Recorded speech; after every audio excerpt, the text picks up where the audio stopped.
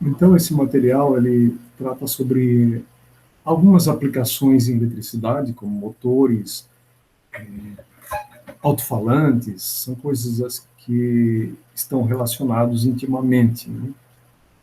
Então, eu tinha até colocado um questionário aqui, mas foi para as aulas anteriores. Não... Então, basicamente aqui nós temos uma figura que mostra a interação entre condutores, né, no caso, fios aqui enrolados, né, e ímãs. Então, os motores, basicamente, o princípio de funcionamento é isso, a interação entre campos eletromagnéticos. Os ímãs que estão aqui têm um campo eletromagnético, aqui um campo magnético, né, aqui no caso. Quando a gente fala eletromagnético, é o magnetismo gerado pela corrente elétrica. E quando se fala só de ímãs, a gente fala de magnetismo. Então, algumas vezes eu acabo misturando essas duas palavras aí, só queria deixar mais esclarecido. Então, aqui nós temos um campo magnético, gerado aqui pelo campo permanente aqui desse ímã, e aqui nós vamos gerar um campo eletromagnético, resultado da circulação de corrente por esses fios aqui. Então, sempre que existe campo magnético, eletromagnético, sei lá, acaba havendo essa interação e, então, nós temos essa a ação, né, entre os dois, esses campos eletromagnéticos. Então, os motores, geradores e até alto-falante, como eu falei para vocês, tem esse princípio, né, como aqui, ó, nós temos o campo eletromagnético representado aqui pelas essas linhas, né, que a direção é apenas representativa, só para a gente ter uma ideia de que num sentido ele pode ter uma reação, no outro outra reação, mas isso aqui é arbitrado, esse sentido, né? Mas eles são diferentes, por esse motivo há sets, né, para mostrar isso, e o campo que surge aqui dentro pela circulação da corrente elétrica no condutor. Então existe uma composição de forças, né, que faz com que haja um movimento. E o girador é praticamente o mesmo equipamento, né, mas só porque aí nós vamos aplicar uma força no eixo do motor. Então, se a gente liga o motor, a gente obtém força no eixo. Se a gente aplica uma força no eixo, a gente obtém energia elétrica no outro lado. Que é basicamente o equipamento, ele faz uma transformação de energia elétrica para energia mecânica, ou então, no caso do gerador, a energia mecânica para a energia elétrica. Então, esse princípio é bem assim comum, né? E o princípio é o mesmo. Então, aqui eu coloquei um exemplo, até como antigamente nós tínhamos as bicicletas com esse dispositivo. O objetivo desse equipamento é gerar energia para alimentar o farol, né?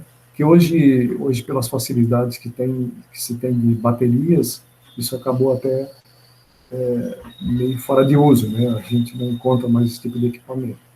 Então aqui tem uma outra informação que mostra que é possível aperfeiçoar esse arranjo, tornando o dispositivo mais eficiente, né? Então, são as técnicas que vai se criando e vai se aperfeiçoando.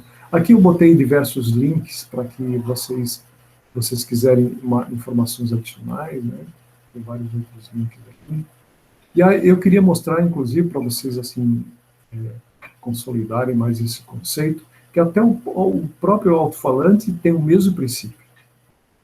Então, essa interação entre campos eletromagnéticos. Então, o alto-falante, ele tem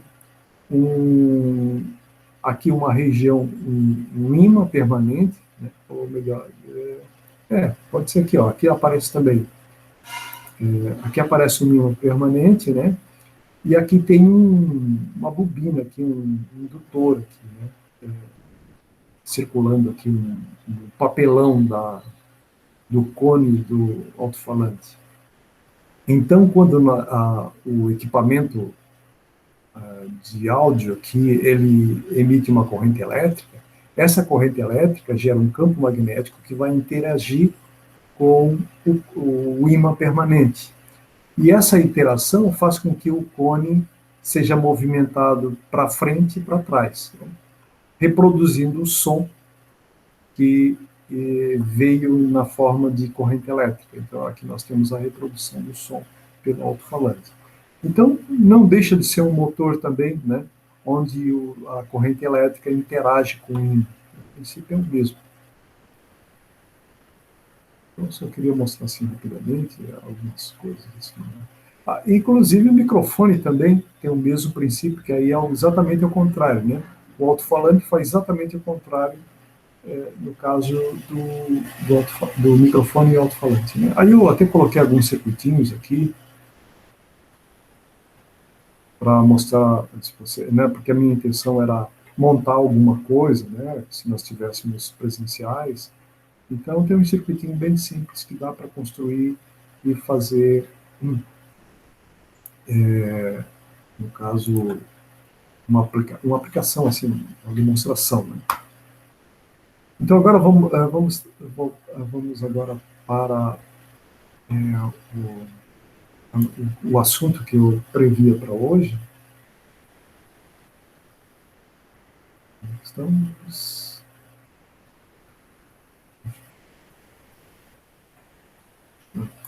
Um pouquinho. Então, que foi exatamente as aplicações que eu pensei em trazer para vocês, uma ideia assim de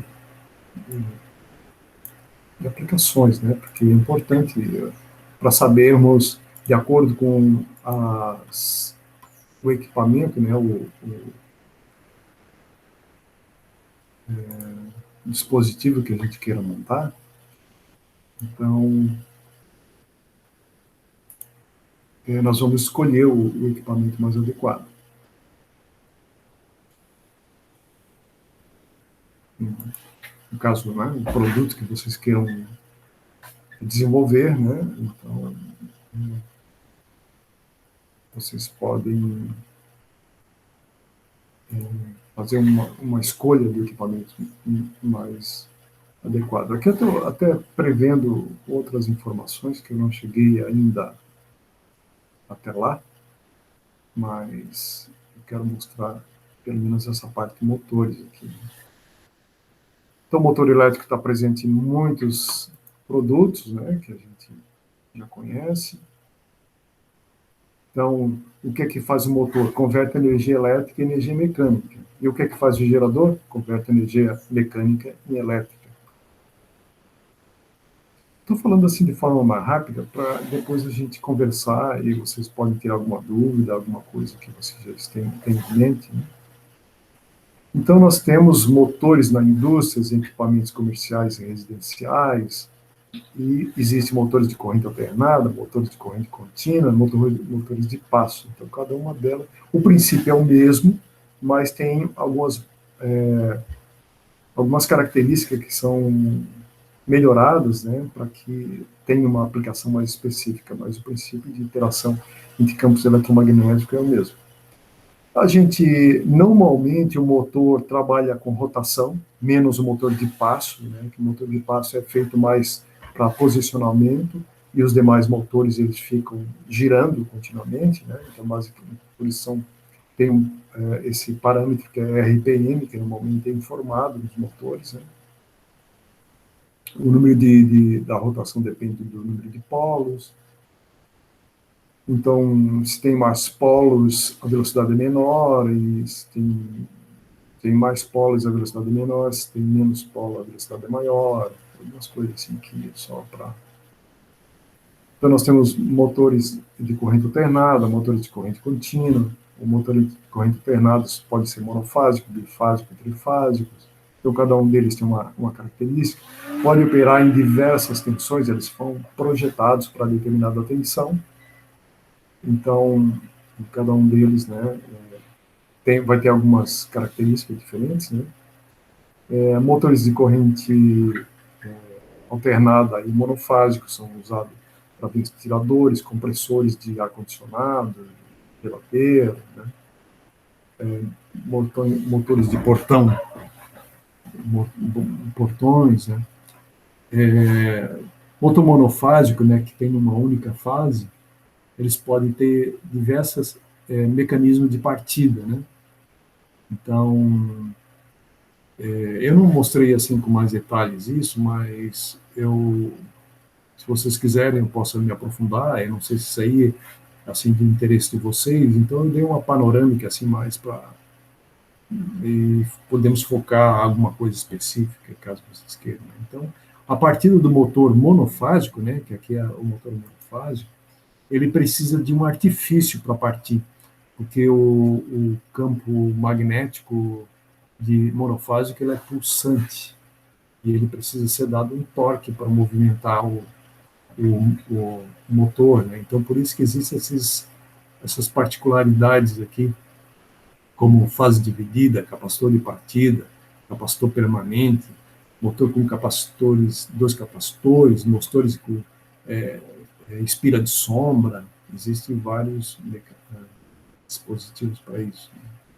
Eu não sei se vocês já observaram isso, né, mas principalmente em ventiladores de teto, vocês veem que tem um capacitor, né, que é essa partida para o capacitor. Então, eu estou mostrando assim, alguns aspectos, né, mas então tem algumas vantagens de um sobre o outro, né, um rendimento melhor. Eu acho que não veio muito ao caso aqui falar para vocês, mas tem algumas diferenças entre eles, né? O motor trifásico ele não precisa de nenhum mecanismo de partida, porque as próprias três fases eles já criam um campo girante, então são motores até melhores, né? Só porque nós precisamos de três fases e nem todas residência tem três fases, né? Então por isso que não se utiliza muito motores trifásicos. Normalmente o motor trifásico é usado em cargas, né, em potências maiores. Né? Tem um conceito, tem alguns parâmetros importantes, que é o torque, que é dado, que aparece no eixo, né, do motor. Tem a potência, que tem a ver com o quanto de energia elétrica vai ser convertida em energia mecânica. Tem as perdas do motor, que eu não citei aqui, mas também existe. Existe a eficiência tem a ver com as perdas, né? E também com ruídos, né? Então tem algumas classificações a respeito disso. Tem a temperatura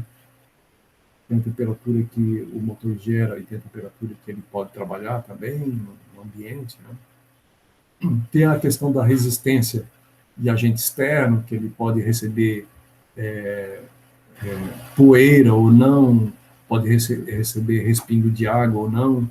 Então, isso tem um slide que eu tenho, que é sobre proteção IP, né? Ingress Protection. Então, tem a ver com as ranhuras que tem, né? Quase todo equipamento tem essas ranhuras aí, que é para ventilação, né? Mas eles têm que proteger dos agentes externos também. Aplicações do motor, a gente tem motor de betoneira, por exemplo, né, que é um motor CA, monofásico, normalmente. Então, o ventilador, por exemplo, é um motor também monofásico. Normalmente se usa muito motor monofásico, né, e é usado em ventiladores, exaustores. Aí o tipo da construção dele vai depender do fabricante, né?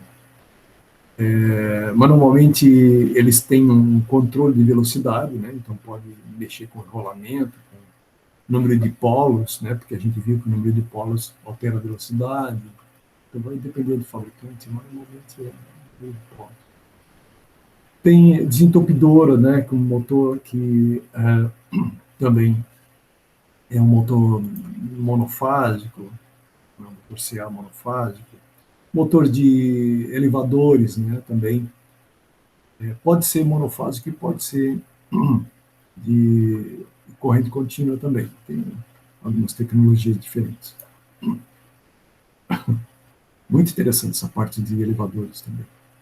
O moto ceifador de grama, né, o cortador de grama, motores monofásicos. Bomba de água também, né, bomba de recalque de água da cisterna, ter a caixa, né, desculpa, portão de garagem, né, geladeiras, né, freezer, tem um motor ali CA também, monofásico, atrás ali, normalmente atrás do equipe do produto, né. Motores de brinquedos, aí já são motores de corrente contínua, porque eu... Opa, Professor, vamos desculpa te lá. interromper, mas a gente mandou ali no chat os produtos que a gente vai fazer no PI, o de cada grupo, Ah, sim, agora eu estou vendo. para você fazer. Tá vendo ali? Ar-condicionado, aspirador robô, adega de vinho, cafeteira, isso. Aham. Não, a gente pode conversar a respeito do tipo de motor. Então, aqui ó, no motor de CC, vocês vão ver que tem brinquedos, eu não falei em robô aqui não, mas por exemplo assim, ó, aspiradores de pó pode usar motor CC, né, porque o motor CC são motores de alto torque, né, se precisa alguma coisa de alto torque na partida, motores CC são muitos, são compactos, né, e também de alto torque. Então, por exemplo, aqui, ó, aspirador de pó robô, vocês vão usar um motor de corrente contínua, ou CC, ou, CA, ou DC, também se chama DC, né? A adega de vinho, vocês vão usar um motor de geladeira, né? Esse motor de monofásico AC. Cafeteira, a cafeteira não usa motor, a não ser que vocês queiram fazer alguma coisa em particular, né? Mas normalmente é só aquecimento. O aquecimento é que causa a dilatação da água, né? E impulsiona ele para dentro do, ou em cima do pó, né? Aqui tá aquela aquecimento de comida, né? Por ar, né? Isso aí também, ali vai ter uma ventoinha, né? Que pode ser ter um motor AC, pode ser um motor DC, e um aquecimento também. Micro-ondas também, tem um motor que gira o prato, tem um motor que tem o que ele chama aquilo? É uma bobina de alta frequência ali que gera a micro-ondas, né? E o umidificador, isso aqui é muito variado, né? Tem até alguns que tem um motor, que movimentam a água. Isso aqui tem bastante variações de umidificador aqui. Ou só geram vapor, aí vai depender do produto que vocês queiram desenvolver, né? Mas aí, naturalmente, que aí eu posso auxiliá-los com relação ao melhor tipo de motor, né? Ó, aqui é um... Ô, Opa, professor, sim, desculpa. sim. Eu tive que atender minha filha, não ouvi quando você falou da air fryer, do Ah, motor que usa. air fry. Air fry é, um, é uma fritadeira que, que tem o ar girando, né, em volta da panela, né? Então, uma coisa que é fundamental ali é o aquecimento, né? Que nós precisamos gerar bastante calor para fazer o assado, né? E eu nunca abri uma air fryer, né? Eu posso até pesquisar melhor para ajudá-lo, né?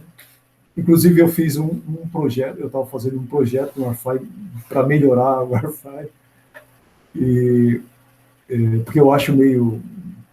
Acho que tem algumas coisas que podem ser melhoradas. Mas ele tem uma ventoinha também para circular o ar, né? Aí eu não sei, provavelmente aquilo ali é um motor a C, eu posso dar uma pesquisada um pouco melhor. Mas é um aquecimento e um ventilador para girar o ar ali e distribuir o ar, né? Porque senão o aquecimento ficaria concentrado. E nesse caso, eu acho que o aquecimento é em cima e ele ventila para baixo, né?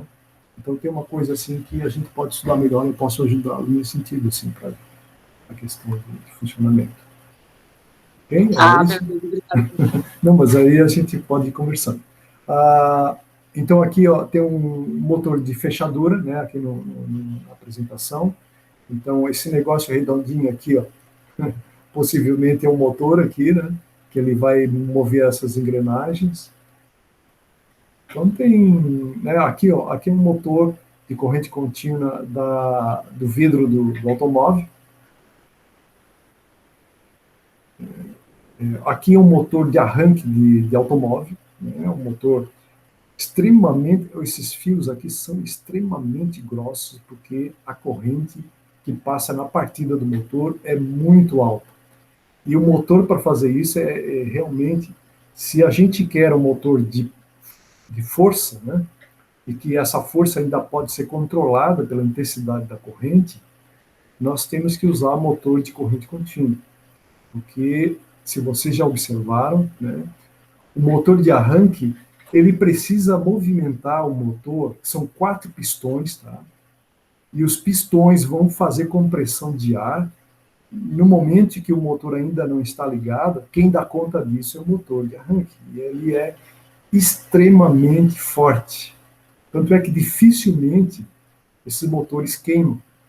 No máximo, eles começam com o tempo, né, um carro mais velho, e começa a dar problema nas escovas, aqui assim, ó, essa parte aqui, não sei se vocês estão vendo o meu mouse, né, mas aqui tem umas escovas, ó.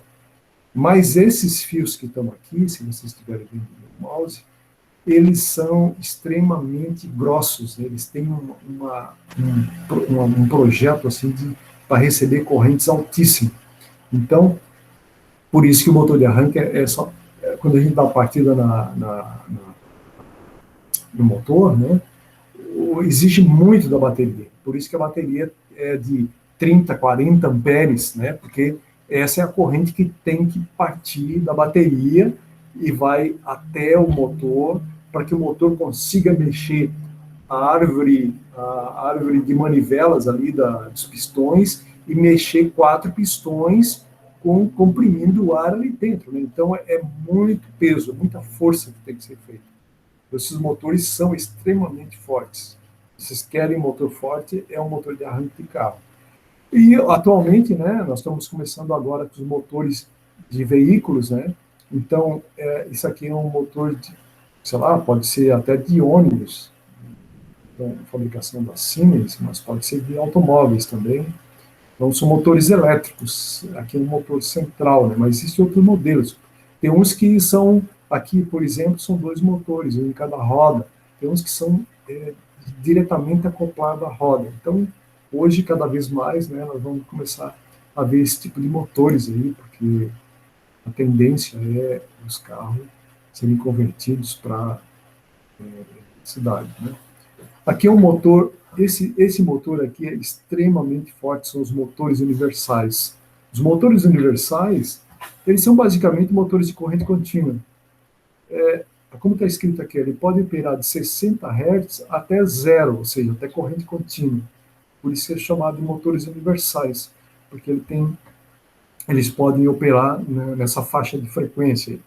São motores extremamente fortes, como são todos os motores de corrente contínua. É claro que um motor de brinquedo, que também é motor de corrente contínua, ele não precisa ser forte, então os fios são mais finos, os ímãs são menores, né, ele é mais fraco. Agora, se nós precisarmos de motor com torque forte mesmo, é isso aqui. Vocês podem ver, ó, que aqui nós temos os indutores aqui, ó. No motor de brinquedo, esses indutores aqui são um ímã permanente. E aqui, mas o indutor, a bobina mesmo, com circulação de corrente, ela é muito mais poderosa, né? Então, a força do liquidificador, vocês sabem que é muito poderoso.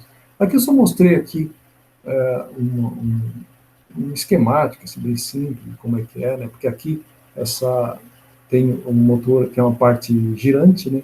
E a parte de campo que fica posicionada, né? Essa é uma parte esquemática quando a gente quer calcular algum parâmetro do motor.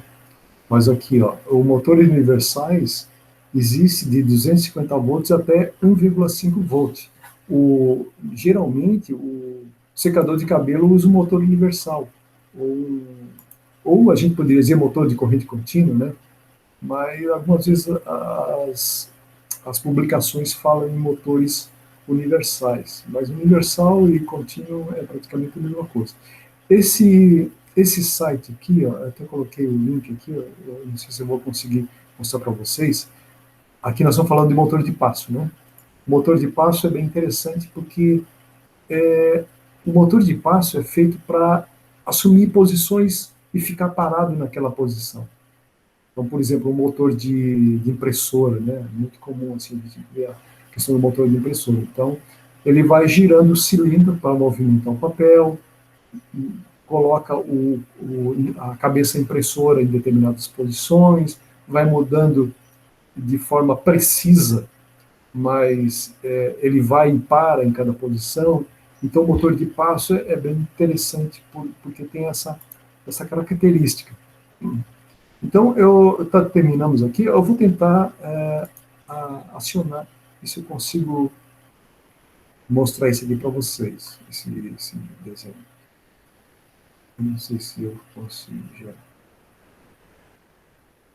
Só um pouquinho. Vou parar essa apresentação e vou tentar mostrar para vocês e ver se eu consigo aqui mostrar essa animação. Não sei se eu vou conseguir. Isso é interessante porque mostra exatamente o funcionamento. Eu acho que dá. Eu vou apresentar, vou ver se eu consigo apresentar essa guia aqui, que mostra exatamente o motor de passo. E, como eu falei para vocês, os motores, em geral, eles giram continuamente, né?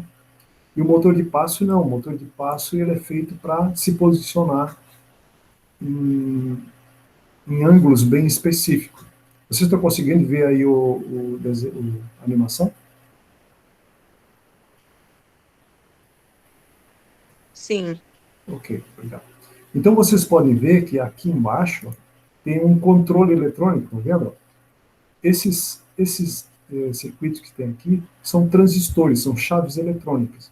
Então, vocês podem ver que quando fica vermelho, ele está acionando determinados conjuntos de indutores. E aí, de acordo com o acionamento, o rotor se posiciona em um determinado ângulo, né? Então, é assim que funciona o motor de passo. É o mesmo princípio do motor, mas ele é construído para se posicionar em ângulos específicos. Então, esse outro desenho aqui, não sei se vocês estão conseguindo visualizar, mas aqui, ele, pelo arranjo de bobinas, né, de indutores, ele tem mais, antes a outra só se posicionava diretamente na bobina, né? Esse se posiciona entre as bobinas. Por quê? Porque duas bobinas são acionadas ao mesmo tempo, então leva o rotor a ficar nos pontos intermediários. Então, isso aí é outro. Então, existem diversos arranjos, e esses dentes aqui, que não é só bobina, eles podem ser dentes também de caminhos magnéticos, que permitem, dependendo da construção, ele pode ter uma resolução maior ou menor. Então, aqui vocês podem ver que o rotor tem hora que ele se posiciona diretamente em frente a duas bobinas ou a uma bobina e no meio de duas. Então, esse motor aqui tem uma resolução maior do que os dois anteriores. Mas outro detalhe importante é que esse motor só é possível construir com controle eletrônicos. Então, aqui nós vamos precisar, né, quem quisesse construir um motor desse tipo, ou acionar um motor desse tipo, precisaria, normalmente, de um circuito eletrônico. Hoje, com os microcontroladores tipo Arduino, fica bem fácil de construir um motor desse tipo, de controlar um motor desse tipo, né? Então, aqui mostra, esse site é bem interessante, ele mostra mais algumas informações. Aqui, ele fala, ele até no projeto VHDL, né, que é uma tecnologia aí, que a gente utiliza muito em eletrônica. Então, mas não precisa, com Arduino dá para fazer perfeitamente, mostrar o funcionamento desse aqui, né? Então, aqui mais algumas informações sobre corrente elétrica, né? Mas é um outro motor bastante interessante também, que é um motor de passo, né? Possivelmente vocês não vão usar no equipamento de vocês, né? Porque o equipamento de vocês tem outra característica, mas o que eu queria mostrar para vocês é que existem inúmeras aplicações, né, que podem ser usada especificamente em um produto em particular. Então, por isso que essa panorâmica eu queria mostrar para vocês, pensando na aplicação, justamente para auxiliá-las a escolher o melhor motor mais adequado ao produto que vocês estão pensando. Então foi isso, era um material ainda que eu não tinha elaborado, como eu falo para vocês, eu sempre vou atrás das necessidades específicas e monto o material, né? Aquele anterior da aula passada eu já tinha criado, mas aí eu vou tentando ajustar e, naturalmente, também quero ajudá-los a pesquisar o conteúdo, a tirar dúvidas. Eu não sei de tudo, né? Então, ninguém sabe de tudo. Então, o objetivo é eu pesquisar junto com vocês. E é assim que vai acontecer na vida profissional de vocês também. Vocês vão ter lá os profissionais, os técnicos, que irão auxiliá-lo, que irão trabalhar em equipe junto com vocês, e, naturalmente, que essas pessoas vão fazer teste, vão pesquisar, vão investigar, vão buscar fabricantes, tudo isso aí, até achar o equipamento que seja mais adequado, né? Para que o produto de vocês seja mais eficiente e ajustado à necessidade do usuário, né? O que eu tinha para falar para vocês hoje é isso. Então um pouquinho aqui, a Vitória está falando do problema da internet, né? Então um pouquinho, vou parar de gravar, que eu acho que não há necessidade.